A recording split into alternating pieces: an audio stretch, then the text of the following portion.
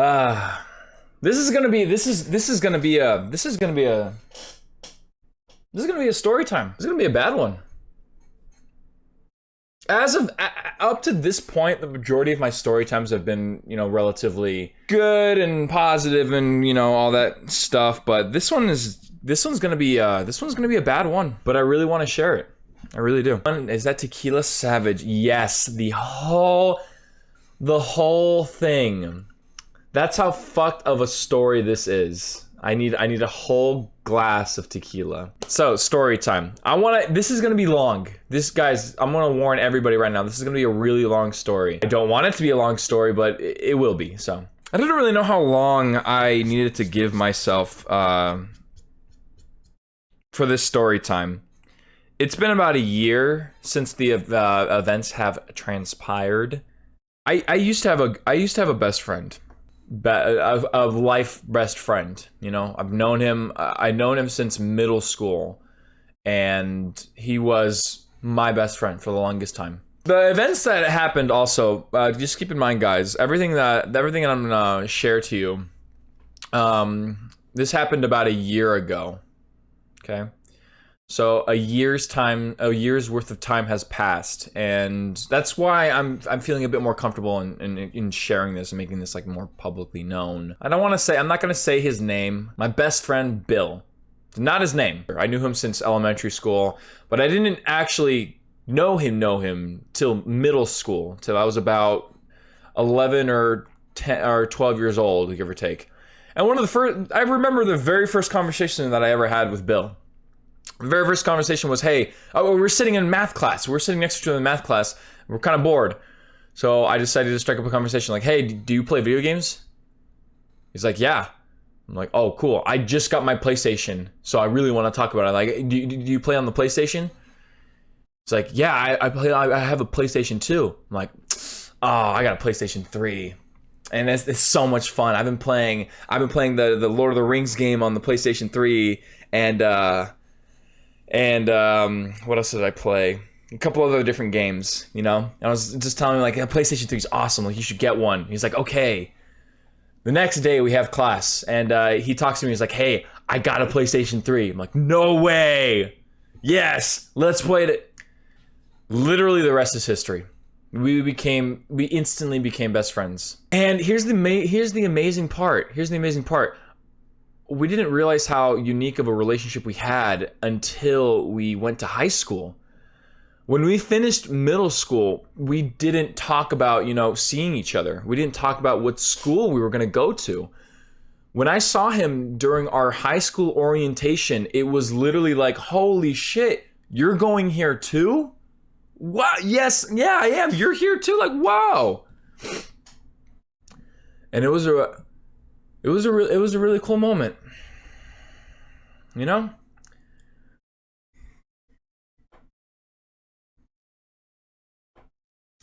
me a second. It was really cool. It was really cool. I'm sharing this story too because it's been time. I really want to share it. This is more for anybody in my family or my friends who've known me who don't know what happened, and that's why I'm sharing this. I appreciate you guys being here and listening. I really do.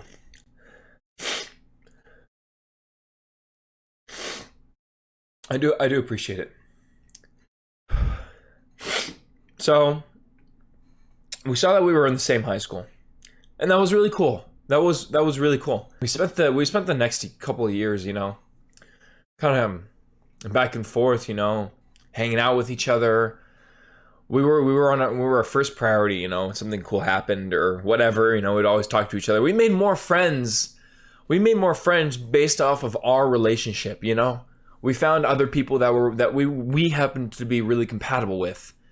And that was always great. That was always a lot of fun, going through high school, making a lot more friends with a lot more different people, and just kind of almost starting this little group together in high school of similar interests, That's around high school was the same time when I started to listen to metal music. It started to get me into metal music.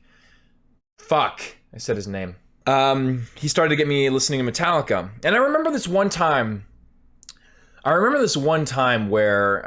he started to learn how to play guitar in high school. And he asked me, hey, can you know how to play drums? I'm like, no, I've never played drums in my life. I'm like, well, can you? I'm like, yeah, I guess I could. Why? Because I want to play in the high school talent show, and I need a drummer because I want to play a Metallica song, so I need a drummer. Can you play? I'm like, okay, sure, yeah. What song do you want me to play? He wanted us to play "For Whom the Bell Tolls" for the talent show. I think that was the very first song that we ever played as a group. So I learned how to play the drums. And I became extremely proficient playing the drums over the years. I love playing drums, you know? Guys, I'm not kidding here. This was my best friend. This was my best friend. We did everything together. Absolutely everything. And throughout high school, we just became closer and closer. And I became closer with his family too. His little brother, I loved hanging out with his little brother. And his little brother now is still a very, very good friend of mine. I still go out. He's now 21, amazingly.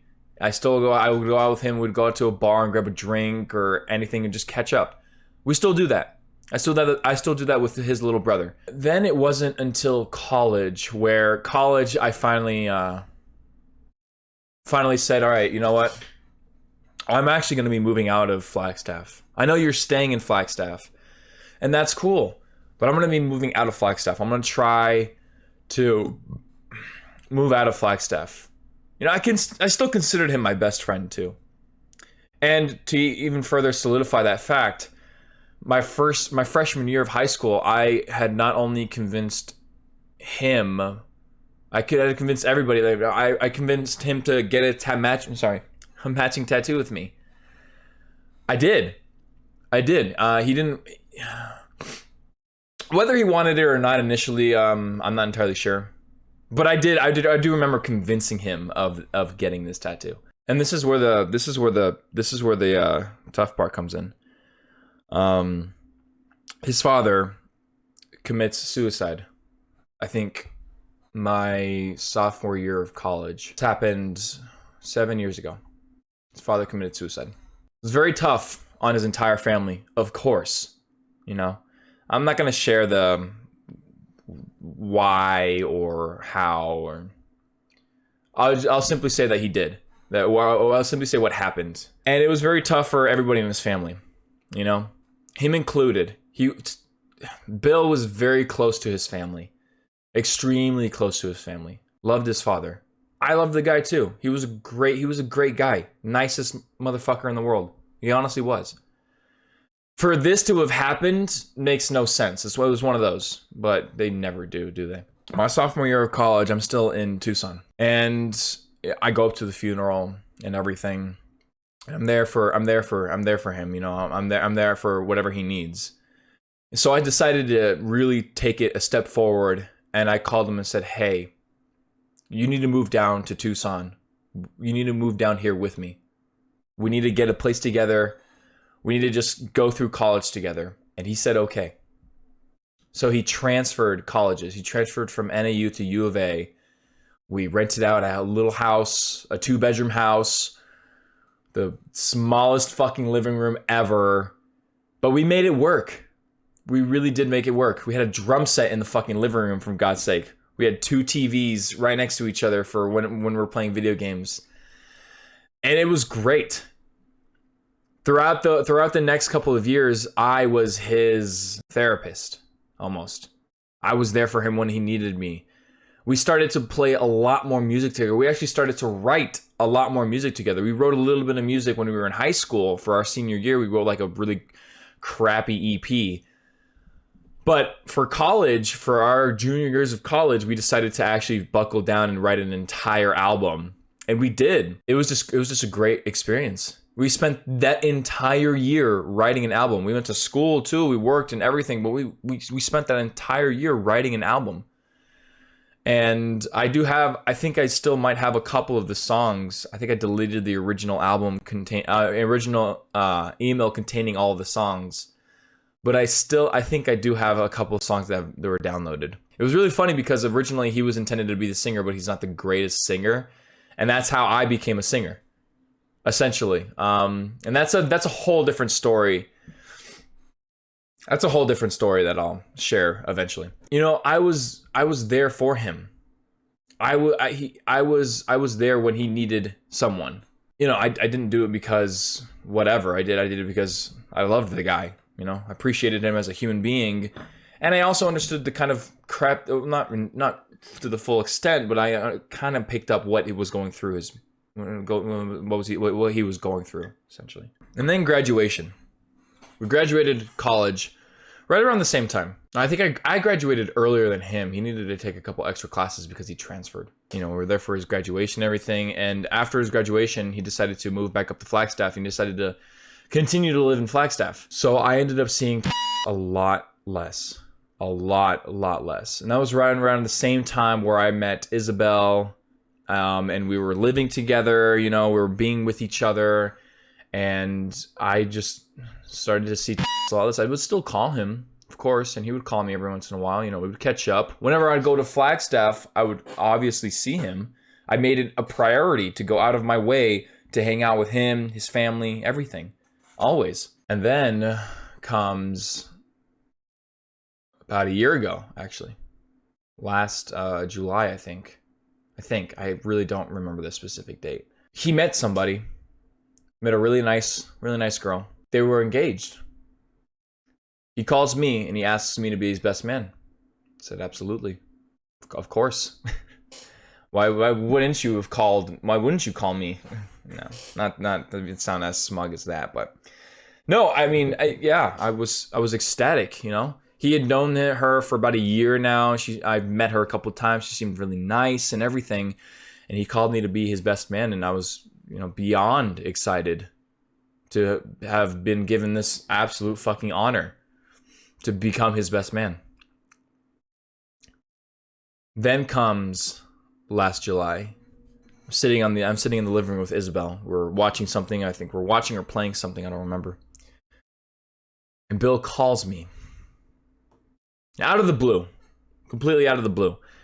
And, you know, this was a surprise because typically I call him. Typically, I'm the one who calls him. I'm the one who initiates the conversation and everything like that, which I've never had a problem with. He's just that kind of person. He's very introverted. He's that kind of person, and that's fine. You know, I grew up knowing that about him. But he calls me, and it was a welcome surprise. It really was. A year ago, okay, Bill, my best friend, he calls me. Okay. I'm ready to be his best man. I'm ready to be everything, you know. I'm ready to do whatever for this guy, you know. I thought it was going to be a wedding call or whatever. Maybe just a call to catch up. So he calls me, and I'm playing a game. Isabel's right next to me, and I answer and say, "Hey, what's going on, buddy?" He says, "Not much. Hey, listen, we can't be friends anymore." He starts with that. He starts right off the bat with that. And here's the thing too. When he said that, I didn't take him seriously. Of course, I thought he was joking with me.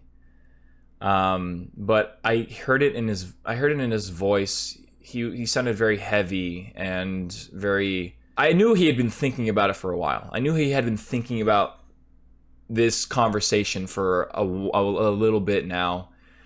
Conversation that he didn't want to have, but he needed to have. So he called me and he said, "We can't be friends. I've been thinking about it for a while." And I heard his voice. He sounded very weak and very dismayed. But the thing is, too, when he told me that, I said, "Okay." I said, "Yeah." I didn't ask him. I didn't ask him why. I didn't I didn't press on him. I just accepted it as is, you know. I understood what I understood right there and then is if he's calling me about this and if he's having to just cut the cord, end almost 12-year relationship like this, it had to have been for a decent enough reason.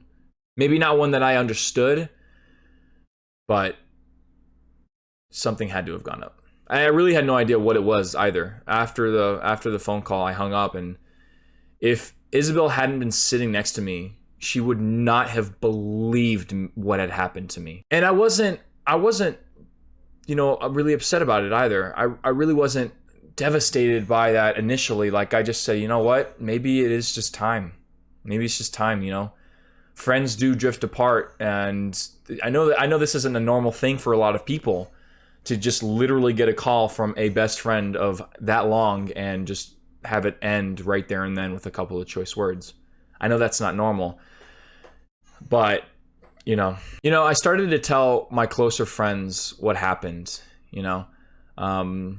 Also, I was his best man. No, not anymore. He specifically said he didn't want me at the wedding.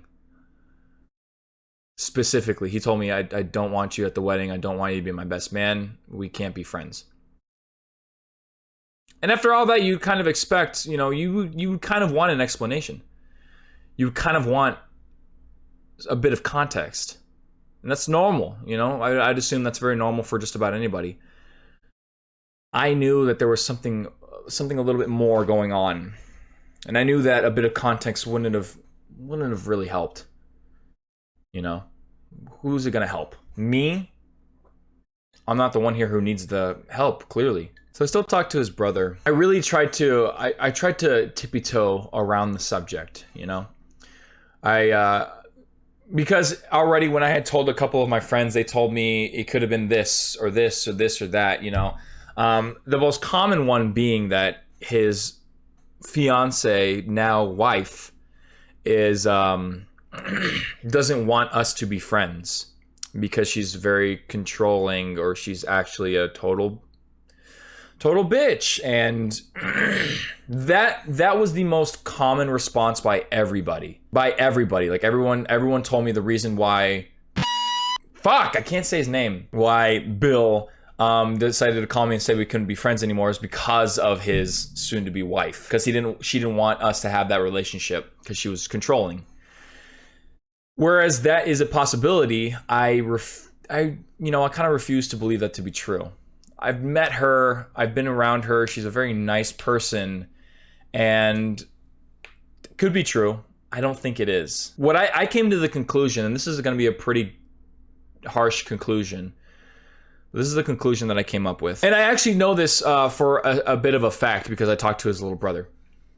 What his little brother had told me is when he moved up to Flagstaff, when he moved back to his hometown, he was in a very dark place. He didn't have his best friend anymore to be there for him, to hang out with him. When he moved back to Flagstaff, he really didn't have any friends. He made a couple friends here in Tucson. He didn't have any of those friends in Flagstaff. He didn't really have anybody. He didn't have his wife at the time. He didn't have his girlfriend either. Like, he was really genuinely alone. All he had was his family, and that's about it. I didn't know this, but when his father had committed suicide, his entire family went to therapy. Mother went to therapy. Sister went to therapy. His brother went to therapy. He didn't. I was his therapy. I was literally his therapy. When he moved down from Flagstaff to Tucson, when I convinced him to switch colleges and he lived with me, I was his comfort. I was his, therapy. He didn't go to therapy because he didn't need to, because he had me. Now, when he finished college and he moved back to Flagstaff, I'm no longer there anymore. So he was just in a very dark place. So his family told him, you know what, if you want to live here, you need to go to therapy. So he finally went to therapy, actual therapy. And what I believe happened, his therapist told him that he had made this uncontrollable association with myself and his father. So whenever he had been around me, or if he talked to me or anything like that, he would always think about his father, who committed suicide 7 years ago now. You know, he made that associate whenever I was around, because I was there to comfort him around when that happened. So now, over the years, whenever he would think about me or anything like that, when he would be around me, he would resort back to this very reclusive man and just be very introverted, you know, because he made that association. That made the most sense to me. That made the most legitimate sense to me. It was that association. And when he after he moved, whenever I would try to get in contact with him, whenever I would visit him, when I would go to Flagstaff, I would see this. I would see this happen. I would see this come out, where he would just be very timid and almost semi upset about just being around his family. Like I couldn't get a decent conversation out of him anymore.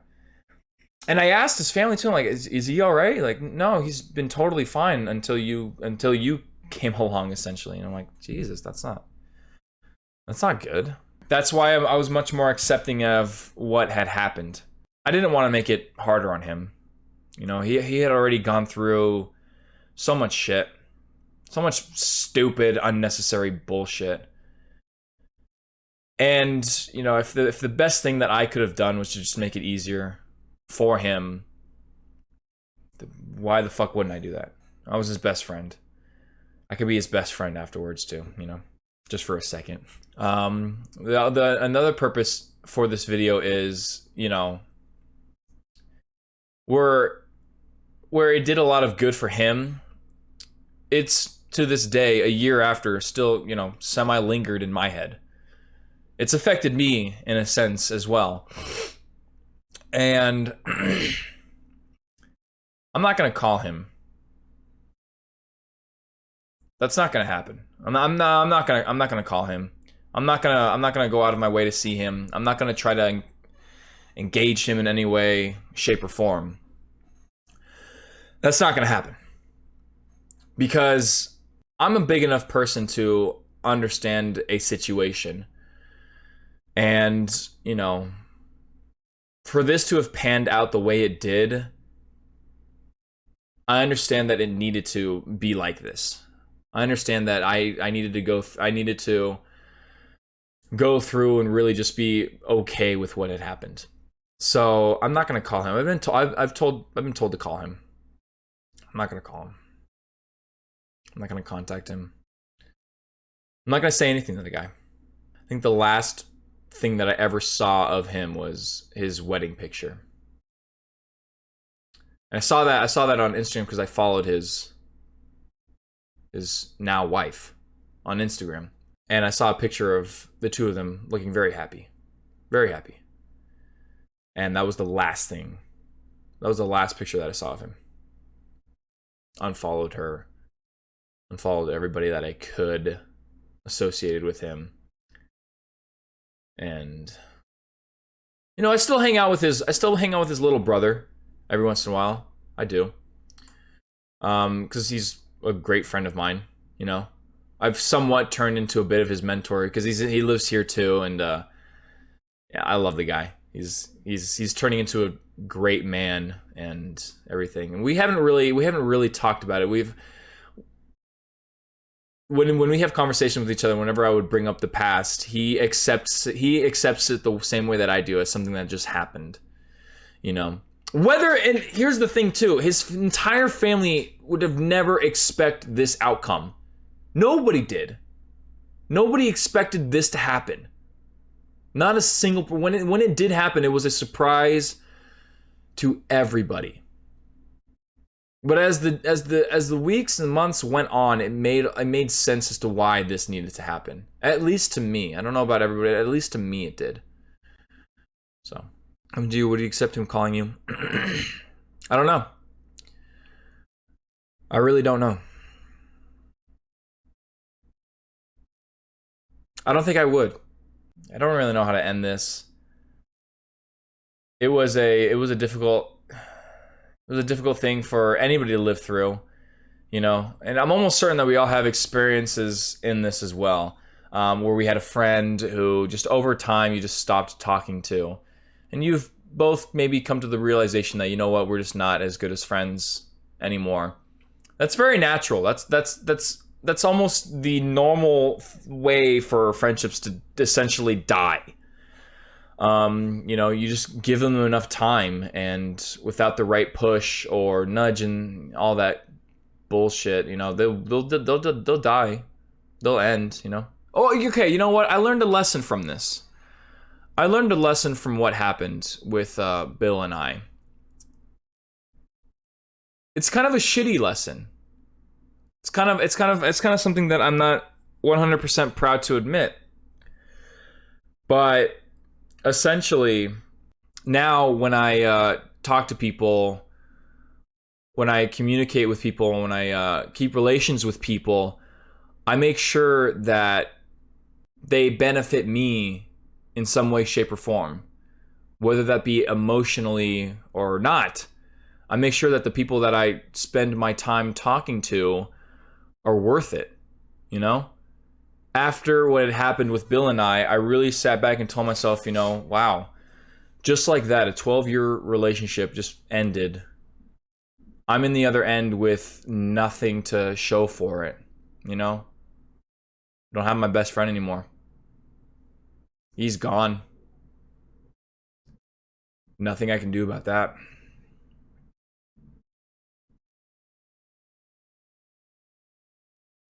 So, I've gone through this year. You know, really focused on me, focused on Isabel, focused on our relationship and our lives. And, you know, I started to cut out people in my life who I just wasn't talking to anymore. Who I hadn't talked to in a couple, you know, years, long enough. And, you know, when people go out of their way to reach out to me and talk to me, like I treat that as very, very important. You know, I've got one buddy who watches my videos on YouTube, who watches all of my story times, and he absolutely loves them. He's a great friend. I grew up with him. He's a phenomenal friend. Been there with him for the hard times and whatnot. And he hits me up, and he still talks to me. You know, he lives in Thailand. He can't join me for my live streams, so he watches my YouTube videos. I'm sorry.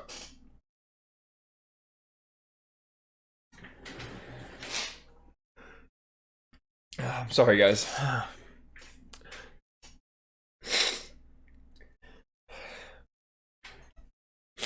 right.